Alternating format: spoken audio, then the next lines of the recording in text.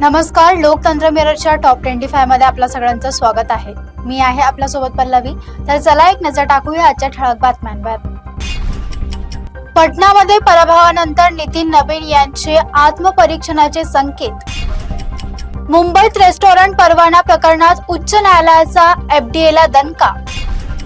पुणे, सातारा, कोल्हापूरसह अनेक भागात मुसळधार पावसाचा इशारा। कर्जमाफीसाठी 7,000 कोटी मंजूर, 94,000 शेतकरी अपात्र।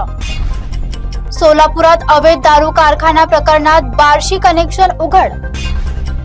सीसीएमपी BHMS नोंदणीला मंजुरी, IMAची सेवा बंदीची घोषणा। पुण्यात स्वच्छतागृह दुरुस्तीऐवजी नव्या बांधकामावर नगरसेवकांचा भर। सोलापुरात डीजे लेझर लाईट्सवर बंदी, उल्लंघनावर कठोर कार्यवाही।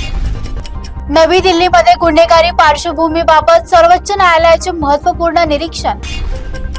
सोलापुरात बोरावणी विमानतळ जागेवर MIDCची नजर। सोलापुरात पोलीस, रुग्णवाहिका, अग्निशमक मदत आता एकाच कॉलवर। पुण्यामध्ये महापालिका भत्तेवावर 250 घंटा गाड्या घेणार। पुण्यामुळे भारत टॅक्सीमुळे प्रवास होणार अधिक स्वस्त। सावजी खाल्ल्यास आजारी पडेल, मुंडेंच्या विधानावरून वाद। सोलापुरात 450 कोटींचा साखर कारखाना 120 कोटींना विक्रीच्या वाटेवर।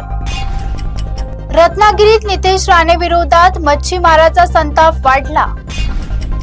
मुंबईत युरियासोबत खत खरेदी सक्तीच्या आरोपावर खुलासा। ग्लासगोमध्ये भारताची 13 सुवर्णसह 39 पदकांची दमदार कमाई।